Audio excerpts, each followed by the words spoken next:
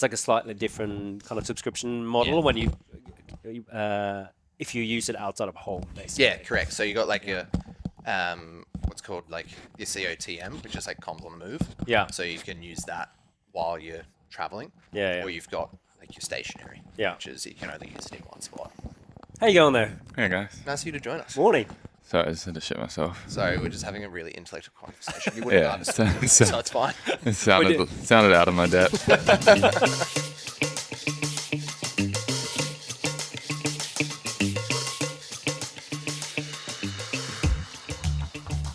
Why did you decide to put your cap on? I was too shiny last time. I thought you had the cap on last time, didn't you? So, but the time without. The first one I had a cap on. Yeah, and then and the then last the one with next one Georgia. I went- Simon, you. Josh. Joshy, you didn't have. The cap on. No, Okay. it shitted me. Yeah, I looked actually like, couldn't watch that video. I had to just listen to it in the background because I was getting blinded. That's what I mean. It looks weird when you're bald and you have these on. I'll put on a, wear sunglasses warning, or It'd just be a a lot nicer. recommendation. It'd be heaps less awkward. Talking about outfits, how you picked a very fitting shirt for this for this podcast. That's all I'm doing. It was. It wasn't listen. intentional, but no, it's. I don't know. You guys don't really watch AFL, so you won't get the reference. So Straight man over here. yeah. What is the reference? Says the guy that Tell us. works around with no shirt on constantly. But Yeah, he owns zero shirts, really. Bait. a guy called Zach Butters. He basically got taken to tribunal in AFL for doing something he didn't do, and he wore a shirt that said "Listen," and it just kind of like blew up. But guy who plays for the Swans, it's his brand. Oh, so someone made a brand out of it. Yeah. Clever. But, yeah. Okay. What is it like being an Listen. AFL fan around here? Pretty good. Well, I mean, you've got these guys who don't understand what a true athlete is. Apparently, thinks he could just walk on the field and just. I could have chosen dominate an easy any life. sport. I could have chosen an easy life and played AFL. But Do you reckon Les will be good at AFL? absolutely not. Are you kidding? I mean, I'm the most dexterous person there is. Extras. Wow. Okay. he'd be a great kind of like bull in the midfield. I think. Are you Just fucking kidding? Run, tackle, but I am when the it most comes to ball coordinated. skills- Are Dude, you joking? You couldn't even catch a paper airplane. Are you fucking or a balloon? Sorry, Sorry, a balloon that was losing air. that's the point. Oh, I'm so okay. dexterous. Oh my god. Okay. Next fucking time on this fucking camera, Sounds like we need. we're gonna go out and we're gonna kick bombs to each other until one of us drops it, And what's the penalty? and for then the we're first gonna person- see who's dexterous. What's the penalty for This the first isn't- person that drops it? I won't drop it, so I don't know. I don't even want to know. Declan can choose this penalty. Well, this is starting off real well, isn't it? This is gonna get fiery. I like it. Okay. Well, obviously we got Declan G'day, how are you? on the podcast. Thanks for coming on. having me. We've had a little break after I've had a month holiday, really. So it's I'm actually very impressed that I remembered everything today. I was Yeah. like, I came here so early. I was like, I haven't done this in a Set little it up while. pretty quick. What, in 90 minutes? It's not very quick. True. You're messing around halfway. But you guys got to train this morning. I didn't. Yeah, Declan did, sort of. Yeah, I did half Okay. the conditioning. I didn't did? want to come in all sweaty, Yeah. so I had to have a shower. And, I mean, that's part of the look here. yeah, that's true. Oh, yeah, you had a shower before you came on here. Yeah, I didn't want to be smelly. I Okay. know that they won't be able to smell it, but you guys would. So. Yeah. Oh, that's true. And it's Smell a in bit of a general. confined space in here. Yeah. So Yeah. thank you. Appreciate your Consider it. yeah, being very considerate. How has your training been lately? Yeah, really good. Kind of going in or coming out of the Open, which I didn't go as well as I had planned to. Welcome Kind to the of. club. Yeah. No, it's kind of just been nice to just free flow my training, I guess. Still obviously following program, but I had a couple of injuries as well that I'm now kind of actually dealing with, which is really big for me. I've never been the person that kind of does that. I normally just push it to the side. You're trying adulting. Yeah, it's this whole new thing that I'm trying this year. It's going really, really. I mean, terrible. Alessio's a great example there. He's a perfect role model. For It dealing with lasts at injury. least to 37. But no, it's kind of nice to just be able to kind of come in, follow the program, but also modify it and kind of Yeah. do what I need to do to rehabilitate my shoulder and my knee. Perfect. I spoke to Joshi last week, and he was like, because remember a big thing we talked about was like his shoulders and his muscle ups and stuff, and he's like, he told me he did a bunch of muscle ups the week before, and his shoulders are wrecked. Fucking idiot. I was like, what happened to not doing that many muscle ups? So it's perfect. Okay, Declan, let's do a couple of quick. We'll start with some rapid fire questions. Sweet. Where were you born? I was born in Warunga at the Sand. I don't know if that's too much detail. Where's that? That's where my kids are born. There you go. It's a great hospital. All my nieces were born there. Oh, My very nice brother was hospital. born there. Makes Well, a lot of we'll go. sense. Makes a lot of sense. Yeah, great Okay. people come out of there. But it's up like. Is it off the Pacific Highway? Yeah, it's off the Yeah. Pacific Highway. Okay. Just before the turn off to Newcastle. Oh yeah. Or the M1. That So one. Yeah. Did you grow up there, or did you? No, grow I up grew up around- on the beaches. Okay. I have no idea why my parents chose. I think the baby doctor was up there. I forgot what they're actually called. What did you guys choose? That? What are they called? The one that looks after the Oh, birth of children. anthropologist. I don't. I The believe it's a geologist? What are they called? It's a gynecologist, actually. I think. No, that's just the vagina doctor. It's the same. What do you think you come out of? Nah, there's another one. There's another one. Well, anyway, that's why I was born up there. I have to look this up. My wife's gonna kill me. Did you say anthropology? Okay, perfect. Yeah, look this up. This is great. Well, our general knowledge skills are going to be really high up here. And where on the Northern Beaches did you grow up? I grew up about 5 minutes from here, just on North Manly. Oh, awesome. So, Okay. yeah, local boy, went to school here. I went to Freshie. Yep. I walked about 2 minutes and I was at school. Did it stop me from being late? Absolutely not. Did my mother work there and get absolutely reamed for it? Yes. So, But my theory is that the closer you live to the school, the more often you're late. oh, 100%. Yeah. Because you get away, like you just do everything last minute. Whereas if you have half an hour to get there, you got to try and like be organized. Growing up as a teenager, I was not a morning person. I started school at like 8:30. Can you believe that we used to I'd be like, up at 8:30. Yeah. Yeah. Bad. Sorry, mum. Fuck, imagine knowing like you get up at 4 now and you're like, fuck, I could have had 4 hours till school. You get up at 4. That's crazy. That's crazy stuff. Yeah. You know, Well, that's That's Jim what owner happens when life. you're dexterous as me. I have to get up early. Obstetrician, by the way. Ah. Obstetrician. Okay. Yeah. There you go. No. That's why I was born. They- at the same. Not gynecologist. I thought they were kind of the same thing. Similar. They are. Like, just in order. Okay. How old are you?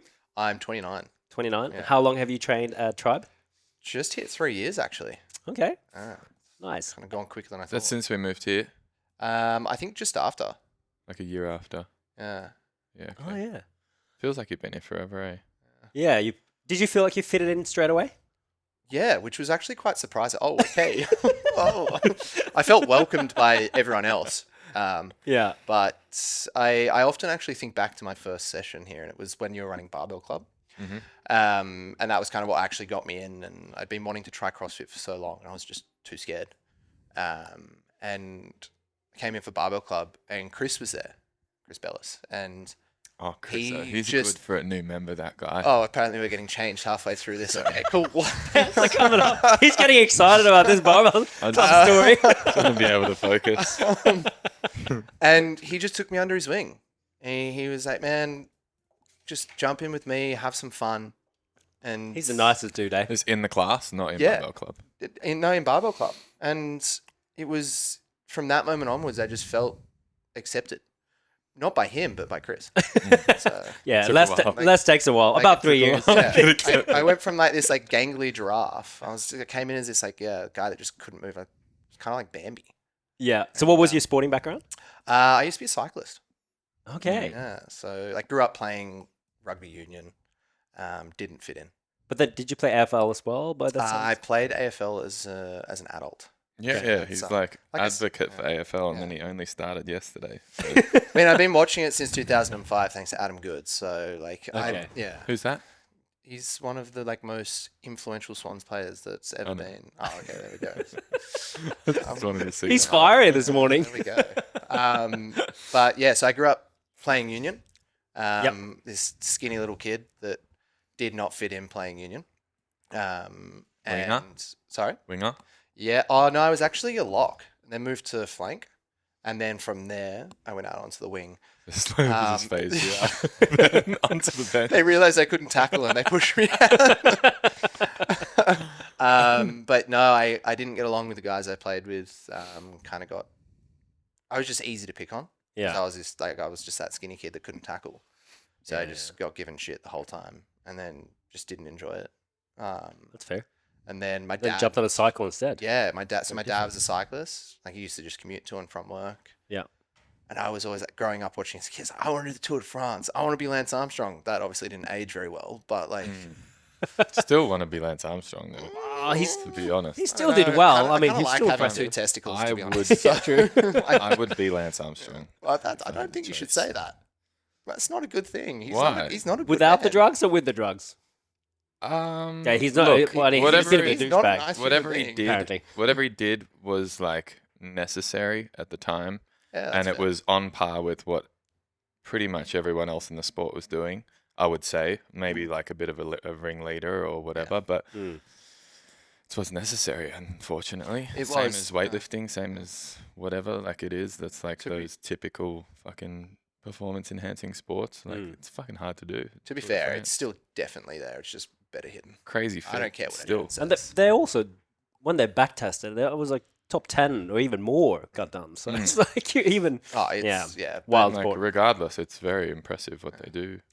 Yeah, except I watched some videos of Lance training and he did some power cleans and stuff, and that was not Not good. not good. Oh, he's out Yeah, then. that was the beginning of the end. Every time I see someone in a different sport and they're trying to do And they power try clean and power something, clean. and I'm like, oh nah.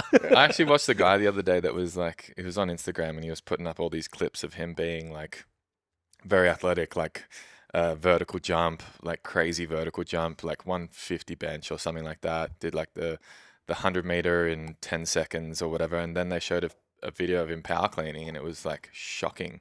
And I was like, surely like all of these like physical feats like equate to you having enough coordination and power to be able to power clean like efficiently. But obviously it's a learned skill, as you've seen. Yeah, I wouldn't say I've learned it. But yeah, I'm Well, pretty- I was going to say also, Like, it's it's like a pretty testament good. to people who Yeah. can even just do a good power clean, Yeah. almost regardless of the weight. If you got the movement pattern, that's pretty impressive. Yeah, It's even not just easy. using it, like doing it efficiently. Never mind like pulling fucking 300 kilos like those guys do in college. They just pull it off the floor and it's Yeah. there because they've got raw strength. Yeah, But like seeing a nice power clean or a power snatch, respect it's chef's kiss. Mm. Yeah. very satisfying. Mm. What was the best part about cycling? What did you like about it? I felt free. Like in all honesty, I just kind of felt free. So I picked it up when I always did it as a kid, but then I kind of started taking it seriously when I was about 15, and did so for about 3 years. Sorry, it would have been 14 to 17. I did it quite seriously. Competed? Yeah, competed, raced, Seek. full waxed legs, everything. So I went down really well going to an all boys school. Like Made heaps I of can friends. I can laugh about it now, but man, back then it was not fun. But I loved the sport, and then I kind of got into year 12 and went, I'm not really going to go anywhere with this. I should probably try and focus on school. Why? I just couldn't do it. I Not knew that good I was, enough, or- Yeah, I wasn't good enough. Like, and What did you compare yourself to? everyone else I was racing against. Dang. Yeah, crazy, right? But no, the way that cycling works is because there's not many people that do it. Even though it's actually the number one participated in sport in Australia. I bet you didn't know that. Is it? Yeah. I can see it. Yeah. How many It's people on can the afford? road. Sure, it's actually how very- many people can afford bikes? That's so Yeah, I feel expensive. like- But like the thing is, when they test that metric, they're including kids that buy like training bikes, and, Okay. like, Oh, okay. training wheels and stuff. Okay. But I think it's that then like cycling, and I'm pretty sure AFL's like in the top 5 just to annoy you a little Yeah. bit more. Yeah, well, And Union is completely falling off the cliff. Honestly, yeah, and I don't even that's think they televise that anymore, do they? believe it or not, it's on Stan. Oh, okay. So so unless you pay for a subscription, actually I think They it's on pay Channel you 9 to watch too. it, I think. Yeah, pretty much. Yeah. I mean, it's not. Yeah. Anyway. Jerks Union's cool. Yeah, at least it's not league. That's going to really ruffle some feathers here. I'm not going to comment. But yeah, so I got into year 12. I was like, I should focus on school. You know, like Okay. It's very insightful for a didn't year focus 12. on school. Mm. Yeah, I didn't focus on it. Okay. I didn't open a book between my trial exams and my actual HSC. Did not open a single book. What were you doing? Just As a chasing 17-year-old? pussy. No. You should. If you saw a photo of me when I was 17, trust me, I wasn't getting any. So what were you doing? I was honestly Drugs. just lazing around. Nah, never done drugs. Like I hadn't done drugs up until that point. Like it wasn't for me. I didn't start drinking until I was like almost 18. So what did you do with your time? I just hung out with friends. Honestly, that's all I really did. I just hung out with friends, and I really enjoyed woodwork. And you're not gonna believe this one. Woodwork. Yeah, woodwork and drama. Those are my two. Oh, like, wow. best I can see subjects in drama. school. You've You're a bit of a got drama queen. range, Declan. Yeah, You've got a lot of yeah. range. Like I said, this I've is lived really a lot of surprising. lives. I've lived a lot of lives. Yeah. But yeah. Then in year 12, I guess I kind of had a little bit of like an identity crisis. I didn't really know what I wanted to do, where I wanted to go. Bisexual. No, not that No? road. Okay, No. cool. But and I kind of really started kind of questioning life, myself, and where I was going. Then when I kind of finished school, I went and worked for a local business. Still didn't know what I wanted to do. Didn't know what I wanted to study. Mum and dad were obviously like, "You need to study." But I kind of like I fell into this pattern of just being like feeling hopeless. I guess is kind Did of. you do any yeah. activities at this point? No, Yeah. I just worked. I just worked and drank. By this point, I was drinking. Like I was Like 18. every day.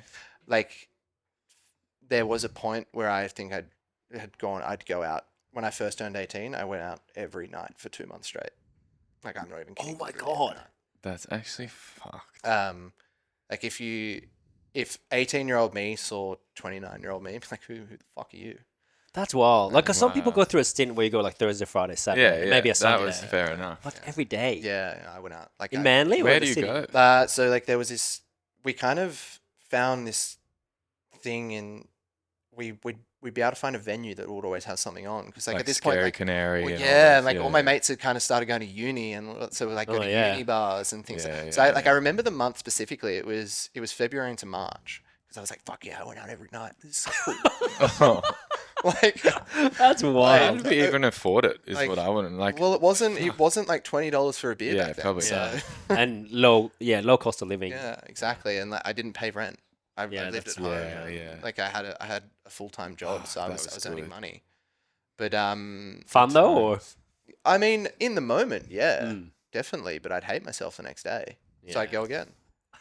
Like that would See, be that's like, when I would stop. yeah. See, I soon didn't as I have hated that, and myself. like I didn't have physical activity in my life at that Yeah, point. Like I yeah. dropped it all off. Like I grew up, I played sport 5 days a week when I was like a little kid. Like I played eagle tag, I played union, I played touch footy. Like you name it, I would play it. because you see it now and you seem like such an active, like a person that's into Yeah. fitness. Well, I went like this 3-year period from actually no, I think it was like a 2-year period from 18 to 20. Like I loved getting on the sauce. Do you think that this is something that I think about all the time? Is like when you're a kid and you're, let's say you've got parents that are making sure that you're like diligent about all your sports and like everything's regimented and everything like that. As soon as you hit like 18 and you've got this bit of freedom, like you want to be out of those like shackles of having like shit to do all the time. So you felt like you like going out was like So your way of- I like a testament to my parents. Like I had the best parents. I mean, I still have the best parents. They're still alive. Like Shout out. I have the Shout out, absolute best parents in the world, and they never forced me into anything when I was a kid. And I think that's why I was able to kind of pull myself out of that path that I was going down. Mhm. But I can definitely see where kids kind of go off the rails in Mm. that sense. And I definitely do agree with what you're kind of echoing there. And it's, but like I said, my parents would never kind of force me into anything. It was just kind of, do you enjoy it? Yeah, I do. Cool. Let's stick at it. And my Yeah, dad okay. would always kind of try and encourage me, like, especially like with cycling. He'd be like, no, you just come on, like, just keep going. You've got this. And he's like, don't give up. And like, he always kind of tells me about his story when I was a kid, when I first started cycling, that I like basically forgotten. But he brought it up in my 21st speech. You know, it was like, Declan's the kind of guy that just, he doesn't give up. He keeps going. I was like, and he referenced this. I was like, shit, I don't even remember that. But we're riding up this road behind Bike Addiction down in North Manly. And I was like, it's okay, you can get off and you can walk up. And I just turned it in and I just yelled at him. I was like, I'm not giving up. That's so embarrassing, Dad. I got up to the top of the hill and I think, like, That It's just sounds like- like you, actually. Yeah, it's like that kind of like that's still ingrained in me, I guess. It's like to not give up, and like I said, it's a testament to my parents, and they were always kind of, you do you, we'll guide you, whatever you want to do, we'll support you, but we're not going to make you do anything you don't want to do. Do you kind of wish they did in some way, like maybe lock you up and make you hit heaps of golf balls and stuff? Oh, definitely not golf. Go I'd to the rather shoot PGA myself Tour. in the face. I think Like, is there a sport that you wish they put you in I early? wish they put me in AFL as a kid. Yeah, I- same. I actually truly wish do. that too. And I'm not just saying this because I love AFL, but like you watch AFL athletes, and they are, I don't care what anyone says, they are the most well-rounded athletes. You have to. In terms of like fitness, Yeah. Running, jumping, ball skills. coordination, Yeah. coordination, iffy. If I was to pick a sport, Imagine, probably go- imagine like catching a ball over your head like this, not looking at the ball and being called not coordinated. like, yeah, 1 in every 10 for sure. But if I was to look at a real sport like baseball, right? One with this, yeah, yeah, okay, yeah, Right? Like, think yeah. You got to be think coordinated before for you that. speak. You got to know? be coordinated for that. Yeah, I'll pay that. I've actually always thought the same. I've actually thought AFL players, out of all of the footies and out of like cricket, especially all of that shit, definitely the most athletic. And it's, Also athletically built, oh yeah, like, Like- agile, like not just fucking dumb Pretty crazy blocks. conditioning. Yeah. Yeah, it's insane. Like you look at the top midfielders, and they're running like 17 k's a game, Mm. but fast too. yeah, like they're not doing it slow, and then to still be able to kind of just make those split seconds decisions and kick with that accuracy, it's That's insane. actually pretty crazy. Yeah, And it's- and to be in front of the posts even with like game on the line, It's fuck that and shit. then like a lot of There's no people kind way. of forget that like everyone, you kind of look at the sport, right? And before I started playing it, when I started playing, I got this whole new appreciation for it. 'Cause you're looking, yeah, that's easy. I could kick a ball like that. No. Covering Yeah. 2 football fields. Like it's, and like the fields are massive. Yeah. Like, they're huge. Like you got 250-meter arcs on the end, Mm. and you got like another 70 meters in the middle, Mm. and they're like 80 meters wide. It's a lot of it's running. massive ground to cover. It's a lot of running. But yeah, it's Does that make it hard at the lower levels oh yeah, to get quality games? yeah. Like, it would Yeah, be that's a good point. it would be torturous as a parent to go and watch your Yeah. B grade kid running around an AFL field. Like, obviously they're modified Yeah. fields and it'd be Like- smaller, but far out. I like you can go watch the footage from our grand final last year, and you kind of just look at that. You compare that to an AFL game, and you're like, "Ooh, this is a tough watch." this Obviously, the we one- watched it like 20 times after because we won. So on Mad Monday, we literally watched it from like the moment that we got back to the You clubhouse. watched the whole game. Yeah, we watched it through like 10 times. Like it was on repeat. It was on repeat for about 24 hours.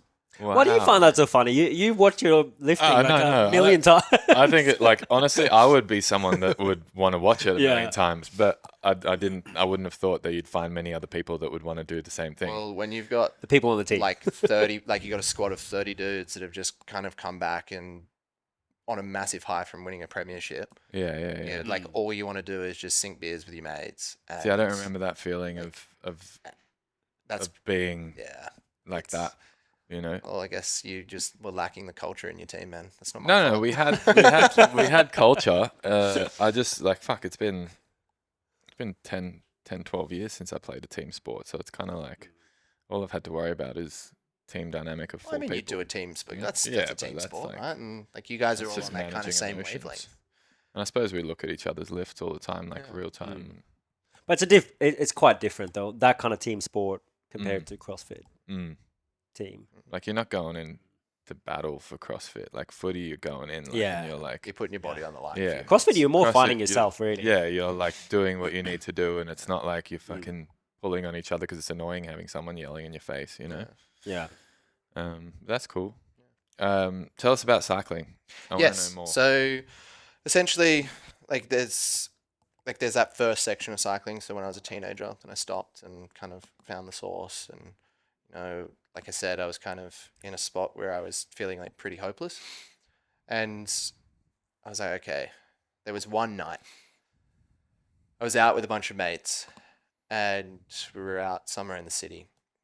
I just turned 20 at this point, Mm-hmm. and I was so drunk that a friend of mine got added into a group chat. And I just lost my shit.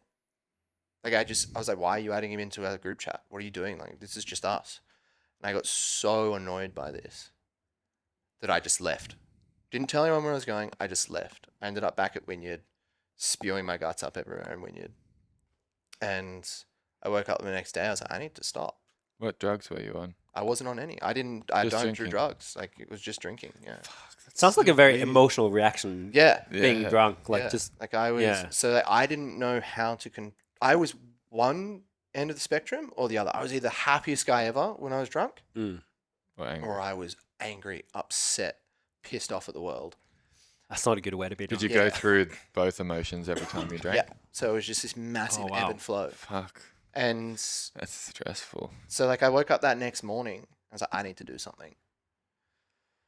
And I went and saw a doctor and was like, yo, I'm not happy. Anyway, I did that. Like, there's just like this sheet you fill out where it was like it diagnoses you with what kind of like. Is this just a GP? Yeah. Yeah, so It's like I they went- take you through us. and he's like, oh, you got to do this so I can give you a thing so you can go see a person. Mm. All right, cool. And he was like, all right, yeah, you qualify. I was like, oh, what does the sheet say? He's like, oh, it says here that you have melancholic depression. I was like, what's that? He was like, oh, I don't really know. I was like, oh, okay, this is good. I was like, so you basically just told me that I'm depressed. And he was like, yeah. He didn't actually, it obviously didn't go like that. Yeah. Anyway, I ended up going and seeing a psychiatrist and kind of, at this point was like I said, it was that hopeless feeling. So like I'd wake up and I just, like, it wasn't this like loud sense of being upset. It was just this like, I just didn't feel anything. I didn't feel emotion. I just felt hopeless. And I started seeing this psychiatrist and she's like, what made you happy? Or what makes you happy? I was like, oh, riding my bike used to make me happy. And reading books makes me happy. And at this point, I had been reading quite a lot. And like I'd read a book every 2 days. Mm. Oh wow. And Oh, fuck, I've never read a book in my life. yeah, it shows. Fuck. And she was like, well, why don't you start cycling again? But you need to stop reading. I was like, what? Yeah, she was like, you read too much. Ah, yeah, too yeah, much. yeah. Yeah. She was like, you need to enjoy it more. I was like, but I enjoy it because I'm reading so much. No, but So, you're like and you're she was like, escaping into your book. yeah, exactly what she said. And Mhm. but 20-year-old me was like, you're a bitch. Stop seeing her because of it. I was like, I'm not going back to you. I'm just going to start cycling. Yeah. And reading. And stopped reading.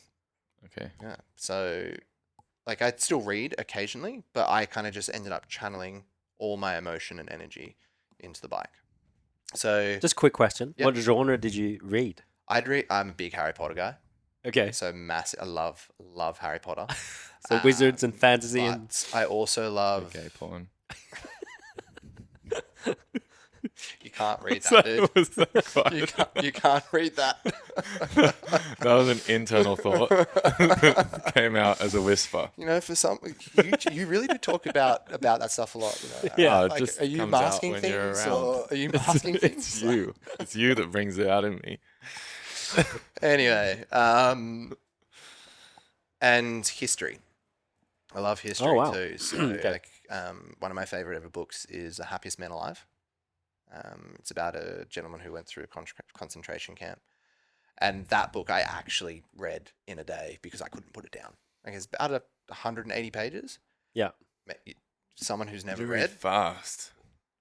I couldn't put it down. I genuinely could not put this book I down. just end up reading the same sentence over and over again because I didn't. Honestly, like, focus you're on the it. kind of person that I feel if you read this book, you'd be like, I like that It's shit. a bit, I it's a like bit heavy though, that one. archeries. It might be a heavy start for Les. I do nah. I do Like, even if you history. just listen to the Oh, the audiobook, audiobook, yeah. Yeah, no, I like it opened my eyes so much. Mm. But anyway, back to cycling. Sorry, I keep getting sidetracked. Yeah, no, sorry, I sidetracked you. That was my bad.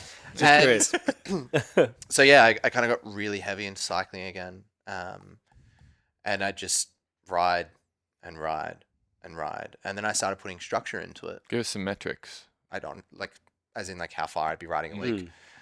At this point, probably about 300 k's. A Not week? too much. Yeah, not too much. Just kind of like pretty like mid tier. And what does that take? Like, let's break that into a week. Yeah.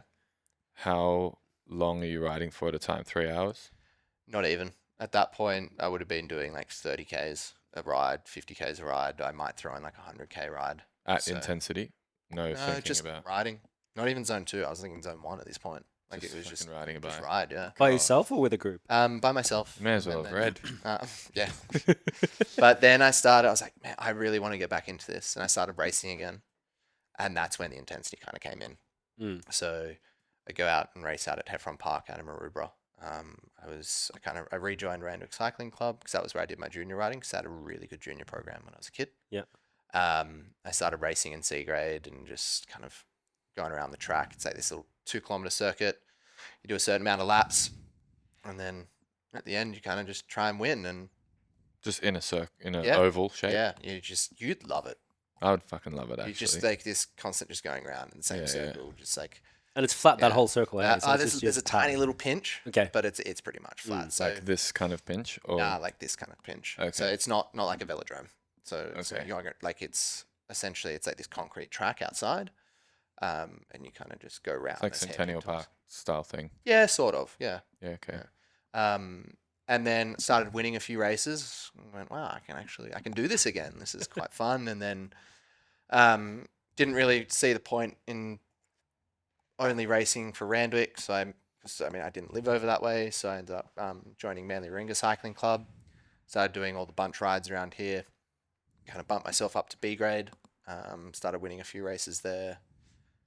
And then at this point, I would have been doing about 30 hours a week on the bike, up to 35, depending on the week. I had a coach. Oh my God.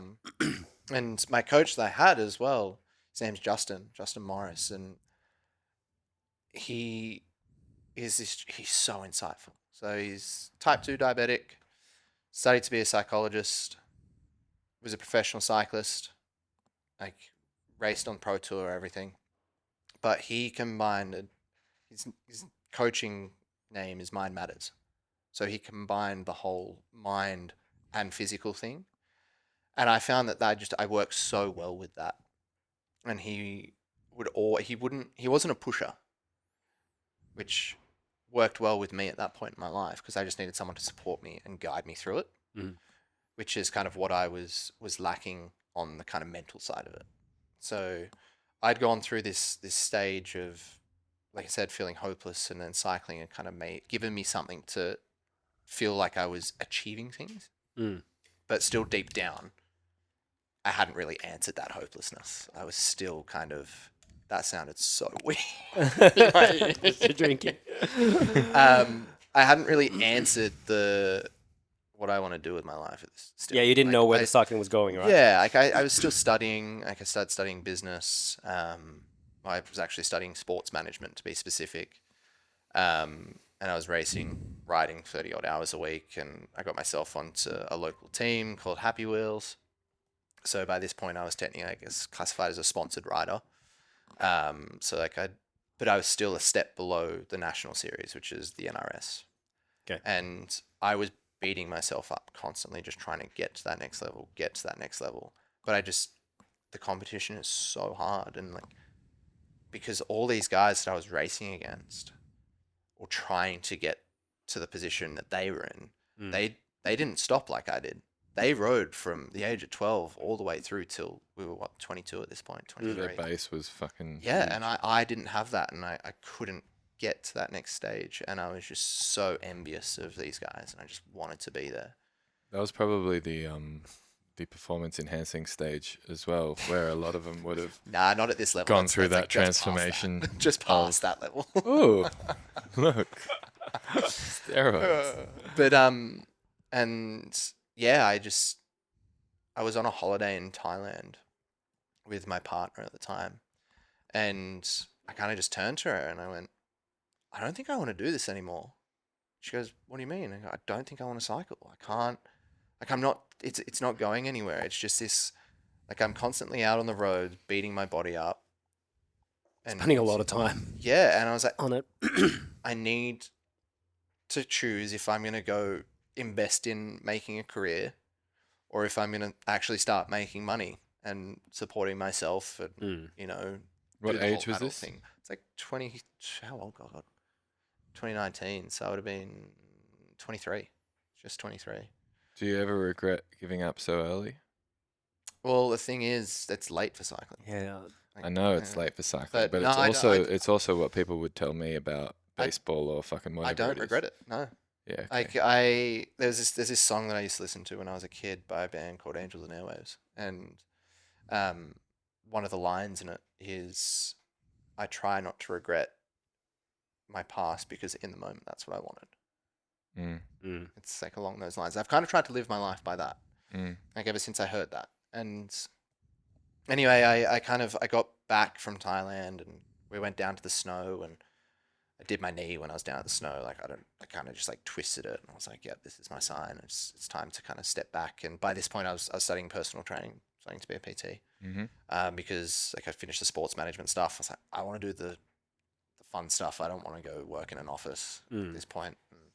Sports management was like managing athletes. Nah, like managing venues and things, like sports venues. Okay. I was like, I don't want to do that. That's It's a brutal job. So I don't want to do this. So That's not fun. But like you can go down that sport, like managing teams and things. I was like, I want to be involved with people. I want to be doing things. So I was like, I decided to start studying to be a PT, and I took about a year off the bike. I just need to throw it away, and kind of there was like a whole bunch of other things like politics with teams and things like this, and it became more than just the cycling. It became about everything else, and the cycling became second. So I was like, I'm not really enjoying this, and I'm starting to feel hopeless again. Is it not an objective sport in the sense that your time is your time? Or do you still have to have that like subjective coach athlete? Yeah, you do. Relation. So like the coach will just pick you based off whether he likes you or not so much your time.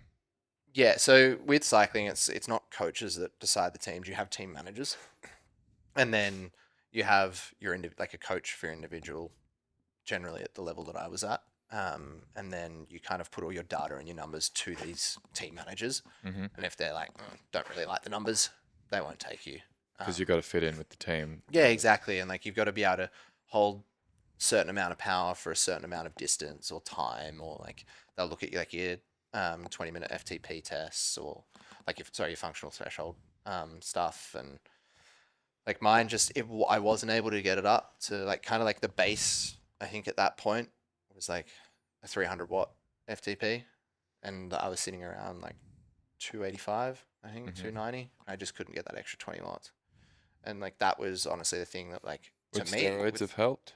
Yeah, absolutely. Yeah. Like in your case, I would say strength was a major. Oh yeah, because at this point, factor. like at this point in my life, I hadn't stepped foot into a gym. Did you fucking not think maybe I should start training, and then I would get? Do you more mean powerful? weights? Training more weights? Yeah. Well, yeah, absolutely. Did they not recommend that? Yeah, it was recommended, but it was also like, You're a fucking idiot. well, no, like my coach was like, yeah, you could do it, but like, I don't know, I feel like I hadn't been someone who had stepped into a gym, so I was too scared to step into a gym at that point. Like I was that person. I And was they didn't so have afraid like of gyms. training programs, like S&C, nothing. No. What the fuck? That is kind of crazy. Yeah. Like what on I earth? I can't speak for what it's like now. Like I'm sure it's a lot better now. He may have kind of implemented that, and I'm sure he probably has. But Like, yeah, unfortunately, when I was doing it, there was there was guides around it, and I was like, oh, you should go do this, or like try Pilates, or like this kind of stuff. But How much did you weigh back then, do you reckon? I was about 69 kilos, wringing wet. so you put on like what 3-4 kg? Yeah, about that. Yeah. Yeah, but yeah, no, I was. But that's cycling, though, I yeah? looked People are gaunt really too. lean. Yeah, I looked gaunt. Like there was this comment that I made that my mum made like after I'd stopped cycling, I bleached my hair. And it was in the middle of winter, so I was like bleach blonde hair, real pale. It's crackhead vibes. Mum was like, Declan, you look like you need to be in hospital. It's like, Oh, that's good of your mum to say, though. Like, oh, my maybe mum's it's a very, true. very Yeah. honest person. Yeah. Wow. She won't dip around it. But yeah. So stopped cycling, and I kind of went back to this like sense of hopelessness, and I then stepped foot into working as a personal trainer. Someone who'd never been into a gym before. Yeah, what the fuck? Crazy, right? Like, how does Crazy, that, right? How does that work out? Why? So my mum went through some health issues, and a mate of mine was a personal trainer, and he started training mum and kind of helped her out. And I was like, man, I'd love to be able to do that with people. It'd be so nice.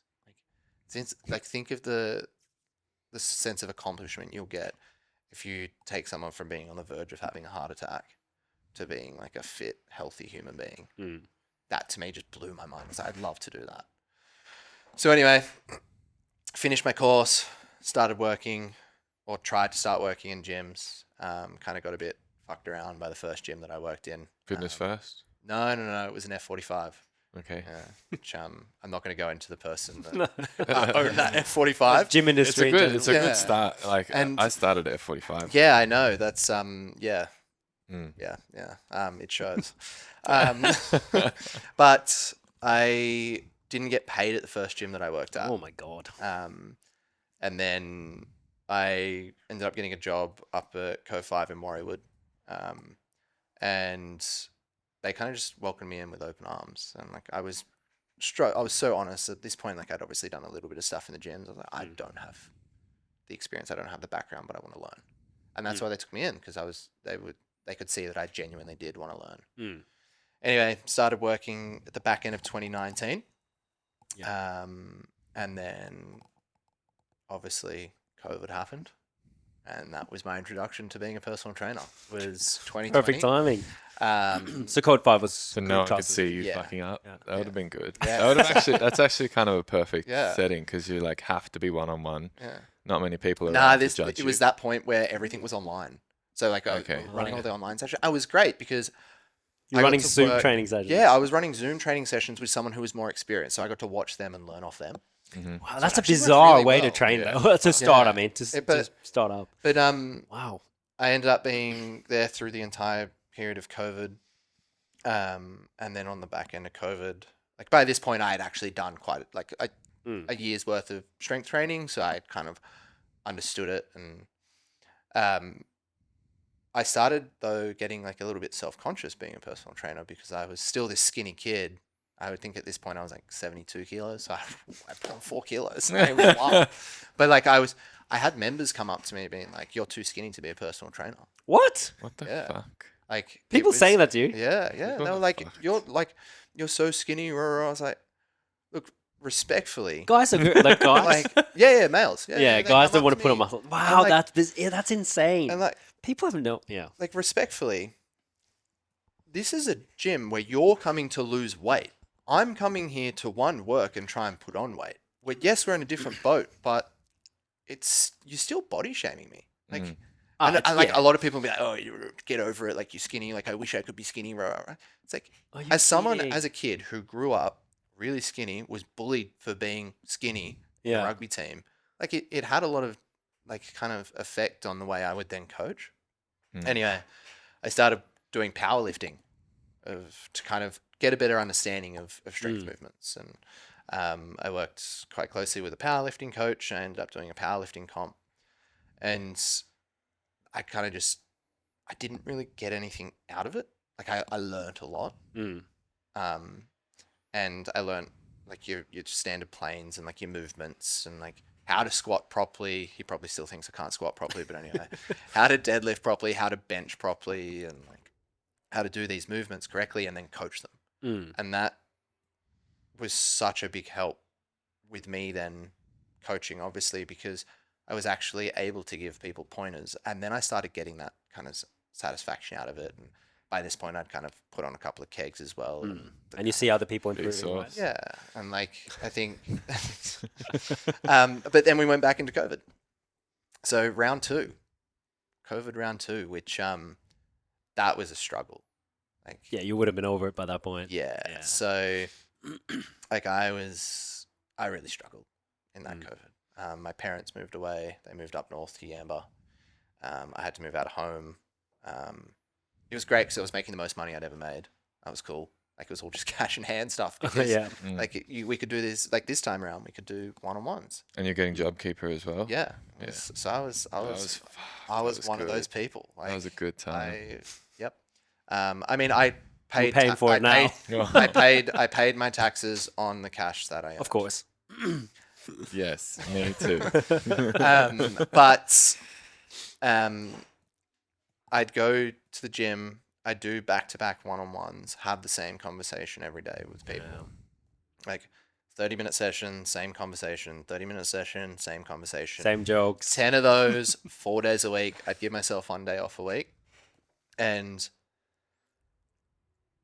I wasn't exercising enough, but I was still exercising. Like I think it was the second, after my first COVID jab, I took the next day off work because I was like, I'm going to be so sick. Everyone's getting so sick off this. I was fine. So I was like, oh, I'm going to go for a run. So like this point, like I'd really kind of got into my running. I was like, oh, I'll just go run the lake. And I lived in DY, so I ran to the lake. I ended up doing like a half marathon just because I was pretty much a half from bored. there. Like I ran like 23 Ks and like I couldn't walk for like 3 days after that. But Weird. I asked myself, I was like, why did I feel the need to do that? And I kind of started questioning things again. And I started going back into this cycle of feeling hopeless. And I then finally actually sourced help and went and spoke to someone about kind of where I was A mentally. therapist? Or? Yeah. And like, because like at this point, like up until this point, I'd never had any like kind of thoughts about doing anything to myself or like hurting myself in any form. But like I started realizing that like I genuinely didn't want to like be around. Or like I've just felt so hopeless and just so lost. Like I didn't have a support network. I did have a support network. I just didn't choose to use it because I was just so in my head the whole time going, no one wants to hear about your problems. And I was dealing with all of these problems of all these other people and helping them through their time when I'd have that time to talk to them. It was like half training, half therapy session. And like I ended up taking on, like I didn't know how to deal with that stuff. I thought I was really good at giving advice. You're trying to be nice, right? Yeah, exactly. Anyway, I went and spoke to this lovely lady by the name of Linda, and she's a psychotherapist. And she started kind of digging deeper into things, and rather than being like, oh, you should go and do this because it makes you happy, she'd be like, why does it make you happy? And I always kind of came back to just being active. And I always had this thing being like, I don't want to go on medication. Yep. And because like the doctor tried to put me on it back when I was like, what, 19, 20? Then the psychiatrist I saw before I started cycling, she wanted to put me on it. I was like, I just don't want to go on it because I don't want to become reliant on something. I want to get out of this myself. I was always just super stubborn about it. Don't know why, just always have been. And she started doing all these super interactive things in our sessions. Like we did this stuff called like sand play or something. Like basically like you get toys and like you get toys and like you kind of like place out things in position. How old were you? Sorry. I was 25, I think, Okay, or 24. cool. No, 24 No, at that's this point. normal. That's normal. Yeah, it's super normal. Love But that. no, and I started actually starting to feel a bit of self-worth and started to kind of realize that I can talk about these things that were going on. And like I just always been so shut off about my emotions. And like I put where I am now is all thanks to her. Like I've done work over the last kind of 5 years on like my mental health, and it's like I still don't know how to talk about my mental health. I guess like this is the kind of the first time I've ever kind of I think you've done it a bit now. spoken about it in an open setting, for everyone to see. Don't worry. There's but only like it's- 311 listeners. But it's I now have something to reference back to whenever I'm kind of starting to feel that low. And I think with the thing with cycling is I kind of use that as my escape. I didn't use it to face the issue. And A lot of people do that with the gym as well. like that's what I've been really, really, really conscious of not doing. Is making sure that when I kind of come in here, it's not because I'm upset or because I'm trying to escape something. It's because I'm trying to continue to better myself. And yeah, so It's a good realization. yeah, it took so long to get to that point. Yeah, a lot of And, guys find that yeah. they think that the gym is therapy, but it's not really. No, It's it's an like escape. and like trying to differentiate that, right? Like it's facing my emotions head on. It's like, especially I live by myself, right? So like I get these days where I don't see anyone. That if I- sounds so good. Which in theory, yeah, it sounds That great, sounds so good. but like you just end up being alone with your own thoughts. yeah.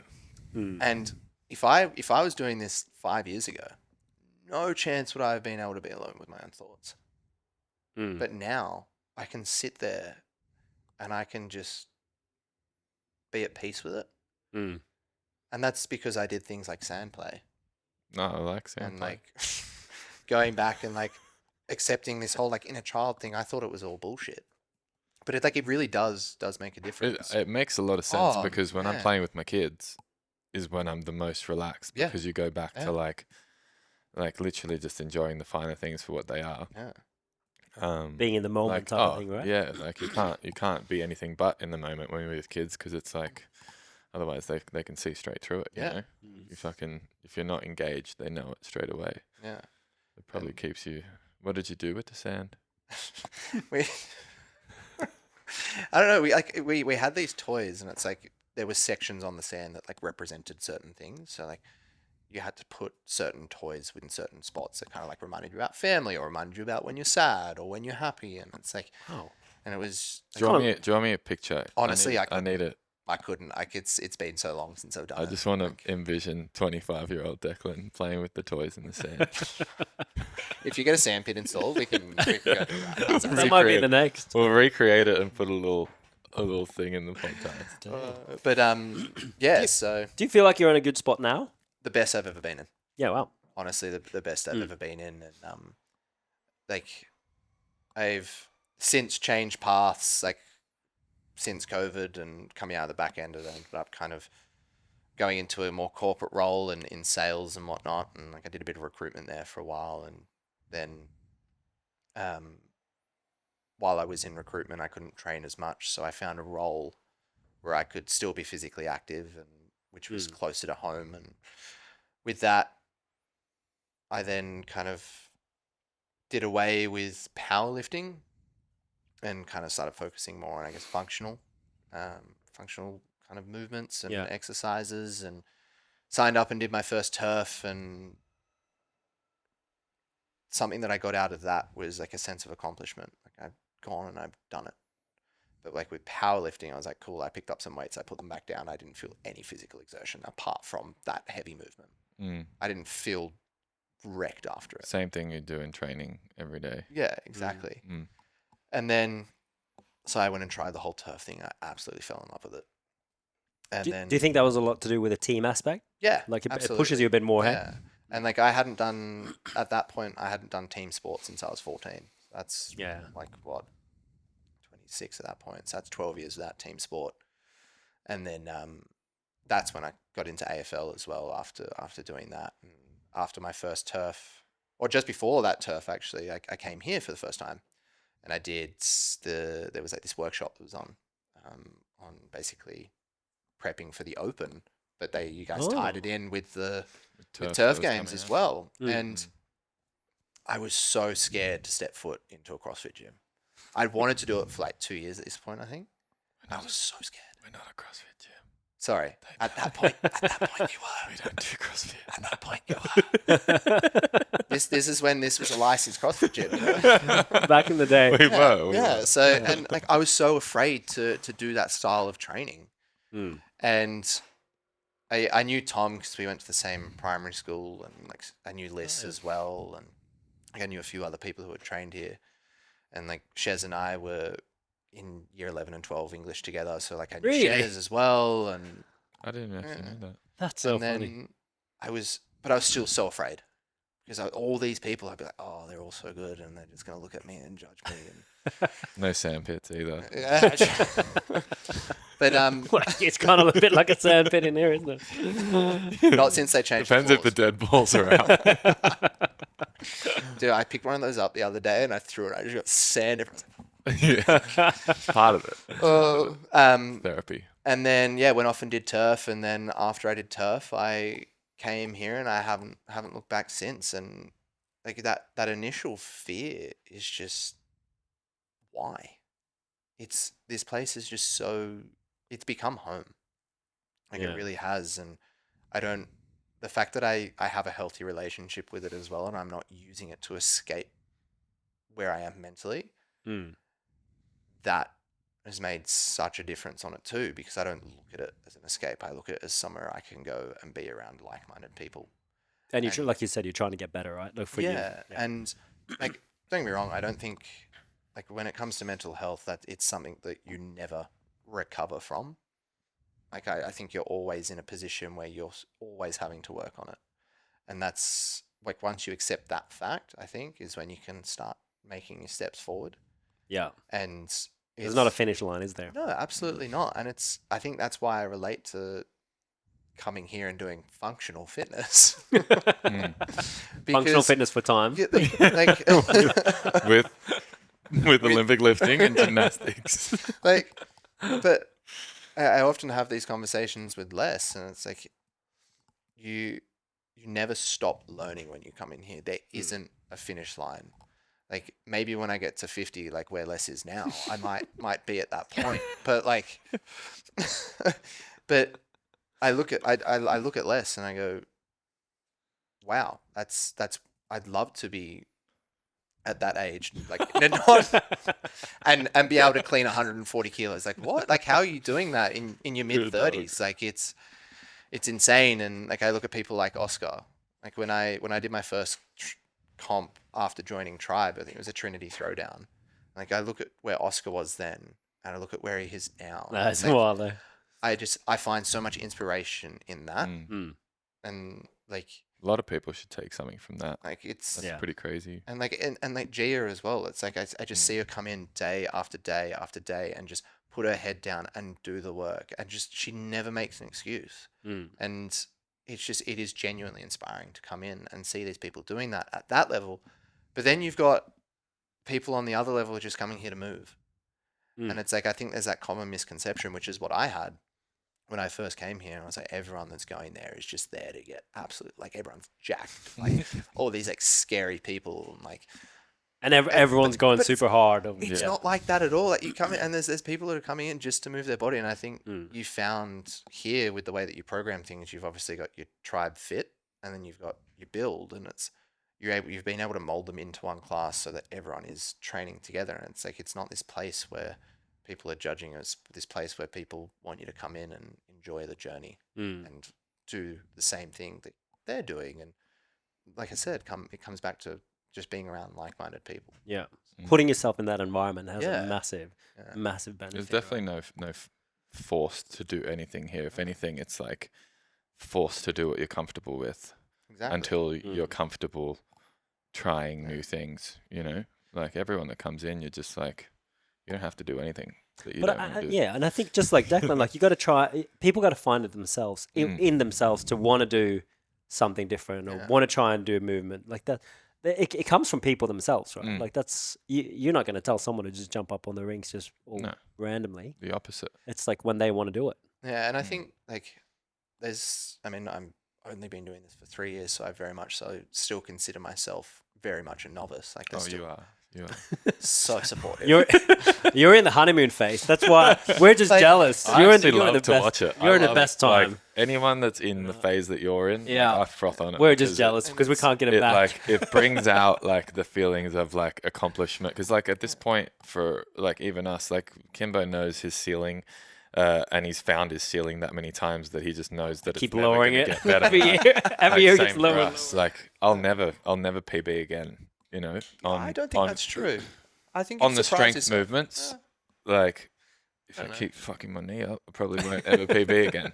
But But like, it's nice to see you guys like the steep learning curve of like, So fun. you know, like as soon as something unlocks, it unlocks like a million other things, and it's like so quick. Like your progression in the last year has been fucking crazy. You know? but that's because of the fact that I've actually stuck to doing the program. And it's like, I mean, since October, and like I've go on this year. I'm just going to go all in. I'm going to Yeah. have fun. I'm going to train. I'm not going to play footy on the side. I'm just going to Less train side quests. 5 days a week in the gym. Yeah, and like Yeah. I'm still involved with the footy club and whatnot, but like I've kind of gone with that. Like won a premiership last year, captained the premiership side, won a best and Sick. fairest, went out on a high. Yeah. So now I'm kind of like this year. Like I sat down with Les at the back end of last year. I went, I just want to learn. I want to do CrossFit. I want to compete. I want to have fun, and I want to get to a point where like I want to finish that top 10% of the Open. Mm. Like, that's what I want to get to, and That's the goal next year. That's the goal next year. Yeah. So, like, I know that I have to invest the time, and it's making a massive difference, and I can already see that difference as well. But there's still things where it's like, chuck me on the rings, I'll have the time of my life. I still can't do chest to bar. Like, I struggle with them so much. I don't know why, and it's I reckon like, they're the hardest. I reckon they're the hardest movement to make super efficient. oh, it's Rings, like if you've got it, you've Yeah. got it. You know, but chest to bar, like the timing's always like different. But enjoy it, like I hate them with a burning passion. You're gonna get this thing that clicks, and then you'll be sweet at them. It's like Yeah. almost like double unders. Yeah. It's like Oh, battle for ages. learning And, those. yeah. I learnt those in the middle of the Open last year. Yeah.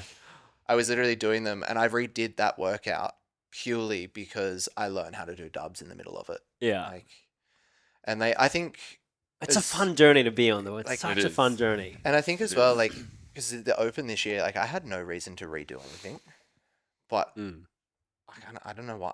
I feel like you should have to redo it if you're at this point. If you're a right? novice, I Yeah. think that you should always redo it in your own time. Yeah. Doesn't have to be like for the Open, but I think you should always like. And it depends what your goal revisit. is. Like, if Yeah. your goal is top 10%, it totally makes sense to redo them. Yeah. If the best in the world are like executing to the 95th percent and then still wanting to redo it, Yeah. I feel like us novices should be like trying to Call squeeze you a the most novice, out of but it. That's the Like, nicest still, thing I'm ever going to like, say. I to was- myself. I'm going to start complimenting you up before I get too far ahead of myself. Like I know that there's always 5% left, Yeah. you know, somewhere. Yeah. But I think as well, it's just like having I'm just going to come back to Oscar because like he's done exactly what I want to do. Like he's been doing it for some time now, which I'm aware of, but like I said this to him as well. It's like it's so inspiring to see his journey and where he's come from, and the fact he's now better than Les. It's just so impressive. Like it's and why are you guys laughing? That's just the way he said it. It's the truth. It's the truth. I must be an easy target. Yeah. But it's just so it genuinely is inspiring to come in and Yeah. just see people, and then like you have your mums that come in as well, and like that's another inspiration itself. It's like you've pushed a child out of yourself and you're still here doing that. Like how? Yeah. Like, It is crazy. I can't fathom carrying a child, let alone going to the gym after doing it. Like it's so I'm in awe of it. Like Yeah. I'm Inspiring. genuinely in awe of it. So Les, do you have any questions? We also got to make sure we get Declan out of work here on time. When did you start work? I still got a good time. Still Oh, got okay, 30 perfect. minutes. We were talking about something before. With him or with training? With mental health. Yes. And it was about understanding when you feel a certain way, recognizing why you're feeling that way. And I found this was very at the forefront of my mind when I had took 30 days off smoking weed and whatever. And I started to think about actually regulating my emotions. Do you still go through times in your life now when you're just sitting in your shit and you have to just sit in it? It's Yeah. You're just recognizing, and I think you said it before, you were it's an ongoing thing with mental health. It's never really over. And you're I feel it every day. I have to bring myself back to the middle and be just breathing and just sort of recognizing that you're allowed to be sad and you're allowed to feel this bad emotion without having to go and fucking grab a drink or go and smoke a joint or whatever. How do you regulate that now? Honestly, it's just I literally just let myself sit for 5 minutes. I just sit there and I go, why am I feeling this way? And I just let myself feel that emotion. And I'll let myself cry if I need to, or whatever it is. And I'll just kind of go, all right, there's two ways you can go about this. You can wallow in self pity and go and have a beer, or you can go down the other path and you can go get some fresh air, read, go for a walk, allow yourself to just feel it. And it's like, I think one thing that's been really good for me this year in particular is like I've been off the drink for now 4 months. I'm trying to do this whole like 6 month sober thing, and like it originally started as 75 days, and I kind of halfway through that, like I went on a mate's bucks, and I didn't drink, I didn't do drugs, didn't do anything, and I thought if I can get through that, like I'm with my mates and they're all off their heads, like we're on a bucks, like what do you expect, right? And I wasn't even the first person to leave. Like I could get through that. I was like, I don't need to go back to the drink. And that was like a real eye-opening moment for me, because when I was sad, I'd just go have a beer. Like I wouldn't like I got to a point where I wouldn't drink excessively. Like I'd have a Just beer. coping. Yeah, and I just now I'm at a point where it's okay, I'm sad. I'm not going to go have a beer. I'm not going to sit and wallow in self-pity. I'm just going to allow myself to feel the way I'm feeling, have a shower, have a cry, go for a walk, and just kind of embrace the emotion, because at the end of the day, we're humans, right? Like we all feel these emotions. And I think as a male specifically, we are taught not by necessarily our direct upbringing or our parents, we're taught in our days now by kind of social media or whatever it may be, you got to put on a strong front. Like when, like even sporting clubs, that's what it was like when we were growing up. It's like you're a man, you have to be a man. Fuck that. Like I'm the most feminine dude ever. Like I will openly like I fucking love that too. It's like I'm like yeah, I'm a man, but I'm an emotional man. Yeah. And I love the fact that I'm emotional, because I can sit there and I can deal with that. But I think until you accept that as a male we feel emotions, you're not going to allow that kind of step forward into the next step where you can be like, cool, all right, I'm sad. I'm just going to sit here, be sad. Like you can't do that until you accept that you can feel it. It's kind of how I see it. I find a lot of people that suffer with like abuse or addiction or whatever it is, it's like your 2 minutes of just sitting in it away from not using again, or not having to go to that like crutch to mask whatever feelings that you're feeling. And I'm probably the worst at it. Like I'll like feel pretty stressed out from my 2 hours of coaching and maybe like reach for a joint, because I'm like, I just need to be in my own brain for a second. I just need to like relinquish everything that I just felt and feel lighter. But over time, as you can probably tell, that shit gets like heavy internally, you know? And like a lot of people would be going through the same thing, like not just like just fucking, if you're feeling sad, if you're feeling anxious or whatever, like sit in it for 5 minutes and breathe and just like think about what you're actually thinking about. And 9 times out of 10, you'll get to the end of that 5 minutes and you'll just be like, okay, I don't really need what I was going to go reach for anyway. And I think what you touched on is yes, that 2 hours of coaching is people think that's the easiest thing ever. It's not. No. Like you have to be on for that 2 hours. You can't be sad. You can only be happy, and you can only have a smile on your face, because when people come in the door, that's what they're expecting. So you have to be in that mindset. You have to smile. You could be having the worst day of your life. You could have just had someone die. You could have just gone into the worst car crash ever, whatever it may be. But no matter what, you have to show up and have a smile on your face. So allowing yourself at the end of that block to just be like, oh shit, it's like today has been fucked. Like it's tough. And I think that does get overlooked as coaches. Everyone thinks it's like the easiest thing ever. Well, because it's a bit of both, right? Like, because it can be like the best hour for you as well. Yeah. Like, it Super can, rewarding, when you have a always. super fun class and the vibes are high and everyone's killing it, then it's awesome. But it's really, yeah. I mean, I've It's been just to PT as compounding, well. you know, like you could have a fucking great session like on let's call it a Monday night. You got 3 hours back to back to back. It's packed, like everything's like vibing. But then you get home, you have dinner, time for bed, wake up 4 hours later, Yeah, that's do brutal. it again, you know. And it's like, this isn't about me anyway. But yeah, No, like, yeah. but I think it's important to touch on because it's about that kind of, once again, the expectation and what you're expected to do. It kind of comes back to, as males, we're expected to put on a strong front.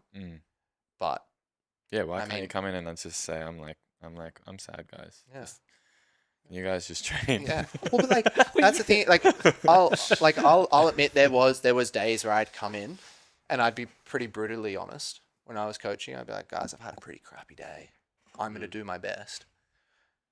I always find that I come out of those classes kind of feeling way better because people have been helpful and they've made me feel better. And it's like, It's whether you let them or not. yeah, exactly. And I think once again that comes allowing others to help is another big thing that Definitely. there's definitely overshadowed. And Yeah. like it's good for us to help ourselves, but as humans, we are like our brains, they work to be like the way that, sorry, I'm going to start this again. The way our brains are kind of wired is we feed off other people, no matter whether we're introverted, extroverted, whatever it is. That's the way that we are bred. Humans need other humans. It's like a wolf. A wolf is in a pack for a reason because they need the other wolves. Humans need other humans. Like, you're not going to be able to get through life without allowing other people's to help, without other people helping you.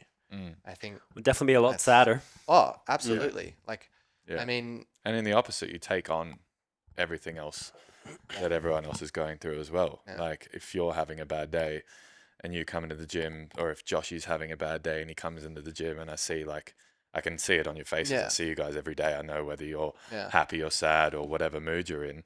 Like, I'll take that home. Like, Ches is having a bad day in the office or something like that, and I'll take that home and be like, fuck, it was so sad. Ches wasn't in a good mood today. I don't know what I can do to get her out of that funk or whatever. But it really does affect you, like being around people that aren't necessarily happy. oh, absolutely, yeah. You need to find a way to like get inside yourself and just like, you know, separate from that. But that's probably pretty hard in a workplace setting. Like, you could be stuck in a workplace with fucking downers your whole life, you know, and that like translates into you. Well, that goes back and to what you were saying, how here you generally surround yourself with really positive go-getters, right? Yeah. Like, which is, you know, everyone can have a bad day, but Yeah. you come in and get inspired by others. I think, Yeah, for sure. like you said, everyone can have a bad day, but a lot of people don't like to accept that.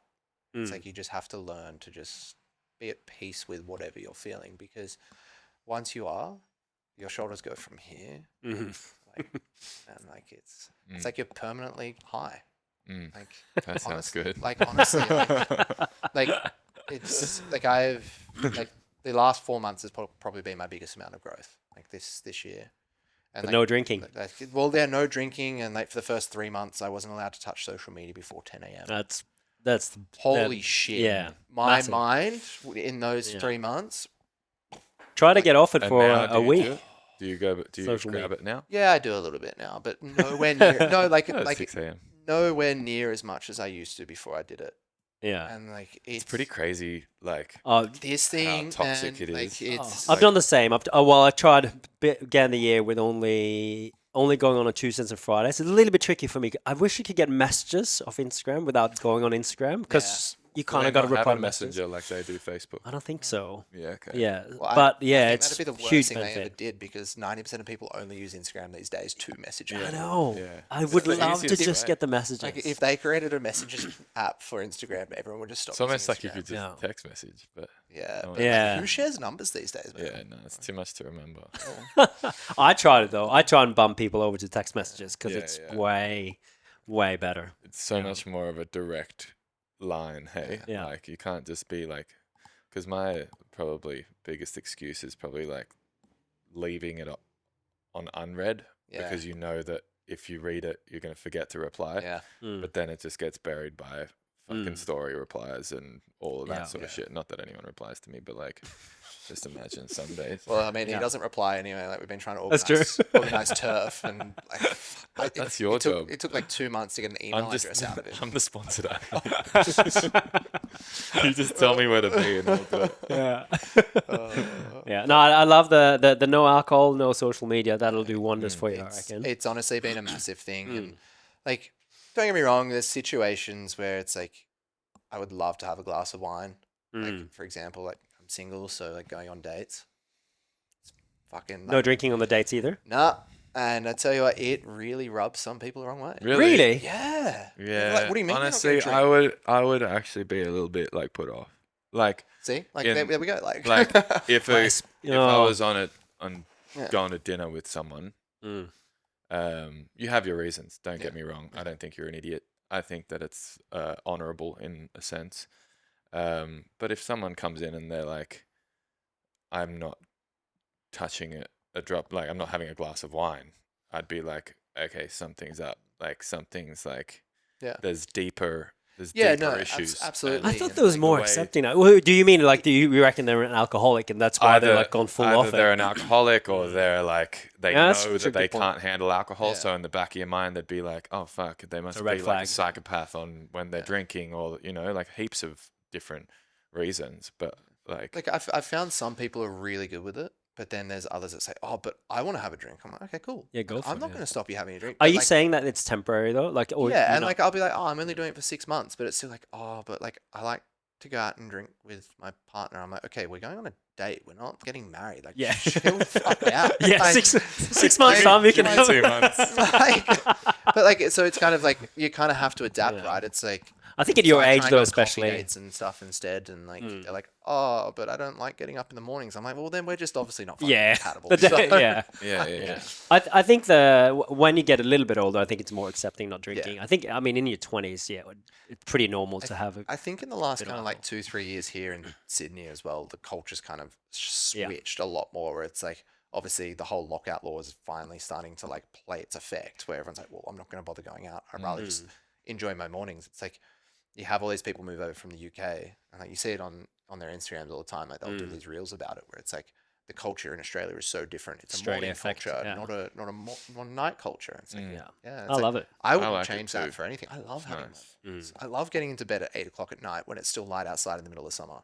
Like, Yeah. I love that shit. It's been like a 5-year swing too. Yeah. Like it's been very recent. Like we Yeah. used to go out like crazy when we first opened Tribe. Like it was just like every Yeah, the single gym parties weekend. were the My craziest God. parties.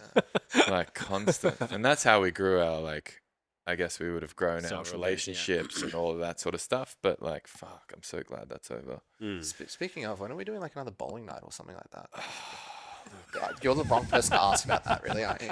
Maybe I'll just put a message in the group chat and just be like, "Does anyone want to do another bowling night?" Hasn't someone you guys created a social organise committee that yet? shit. Or, and which is not unless you're Just tell me where to be and I'll maybe come.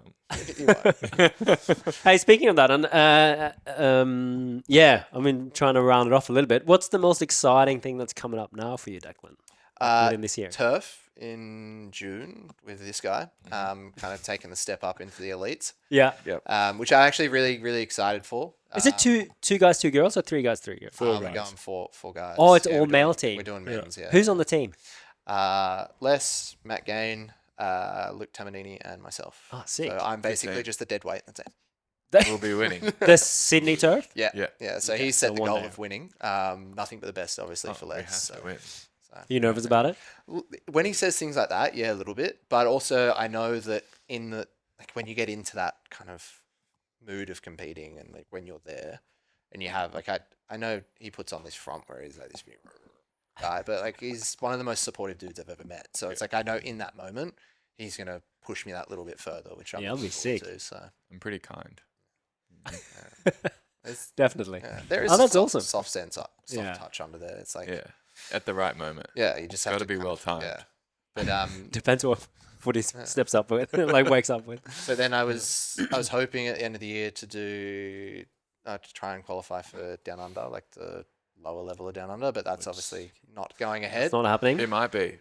Oh, is it back on the I don't know. cards again? Have you heard a rumor? I've heard a rumor Whoa. that it might Whoa. be back on. Well, that'd be good Okay. to know, because if that does end up happening, I'll go for that. If not, I'm probably just going to go play footy for the back end of the season. Oh, for fuck's fucking guys don't learn. Nah, I'm not. How gonna do do they that. go, I'm man? not going to do that. I'm not going to do that. Well, if your goal is top 10%, Yeah, I'm gotta after turf, it'll kind of just be, I guess, starting to plan what's Just next. sit and in your just- emotions for a second Yeah. and train. Yeah, like literally, that'll what it'll be for the back end of the year, and Yeah. then go all out. There's for got to the be a Open next year. boring. There's got to be a boring phase of like 3 months of just boredom, strength, Mm. building everything, learning shit. discipline. Yeah. You know, like it has to be. Like we went through Yeah. that when we were learning like the CrossFit stuff. Oh, yeah. Like far out. how 2 deep- years. Went how 2 years deep without did you go? drinking, no nothing. Yeah. Yeah. I think you like know? with Made it that, to the like, games and bombed. Yeah. See ya. Like with that, like sitting, it's like, yeah, it's like in that 3 months, like leave your ego at the fucking door. Mm. Like let's come in and do this properly. So I'm looking forward to that part as well. Like, It did do it's- wonders. yeah. Like it is pretty Yeah. cool to go through. Mm. But That's like the biggest thing coming here was leaving my ego at the door. So I was like, I could lift weight. mm, Like I could deadlift, I could squat. But man, leave that ego at the door, because Oh. you will get absolutely humbled when you come in. yeah, But Look at those girls that's lifting more than you. Like that's just Oh man, I yeah. I love that shit. I see Yeah. that. It's like when I come in and I see Gia putting more of her head than I can. That's bring, crazy, I'm like, yeah. that shit is Yeah. fucking great. Like I love that stuff. So, I used to train with her, and then I was like, nah. Yeah. I think Tommy's the only one that can train with her now. I'll leave with you. Who's up next for this? Can I well- nominate someone? Oh yeah, definitely. nominate Yeah, someone. definitely. So, like- nominate. Someone you'd like to see. There's two. Okay. I'd like to take it in a different direction though. I'd like to go with a Ooh. woman. You Okay. would, you would. Yeah, absolutely. Bring out the nominations. So Maybe this is how we find the next guest. Yeah, Like- this is cool. Yeah. there's one's kind of cool because like Sienna. I was thinking Sienna. Oh, that would be. Yeah, just because she got the gift of gab and just talks shit really well. Yeah. But I also Can ya? I want to know more about Amy and her kind of like journey. Amy Alessi. Yeah. Oh yeah, we Oof. could definitely get Ames on. That's here. So a like that's what that's a 3-parter there. like so like It's I a was thinking, long like, journey. I don't know who would be like Yeah, that's awesome. but like I like I it. know we Amy could has go. like We could go them back Yeah. to back. Yeah. Well, I think what we're gonna do next, because Les got Race the Sun, Yeah. and that's gonna be a whole debacle. Yeah. So we're definitely gonna do some of that probably after the race. We'll have to pick who on that Yeah. team is gonna go on the podcast, because I think 4 is kind of max we can do. Yeah, we can't have all those headphones, hey. Maybe I can come up with a solution, but that might be a bit wild having 6 people on. Mm. But yeah, We could just that'll- like, that'll be sit next one. next to each other like this. yeah, just share that'd be it. my worst nightmare. Yeah. sitting right close to someone like you. Yeah, I would like to see Sienna. I reckon she's one of the coolest girls ever. Like, throw the Not that Amy isn't. like, It's just that I reckon I'd get more fieriness out of Sienna at this point. that's another good thing about Just- Tribe as well. Like I wouldn't have had someone like Sienna in my life without No. Tribe. So it's like you meet great people here too. She's Love funny, it. man. that's sick. She's a funny cat. Yeah. Awesome. So yeah, that's my nomination, Sienna. Perfect. Sorry, Amy. Okay.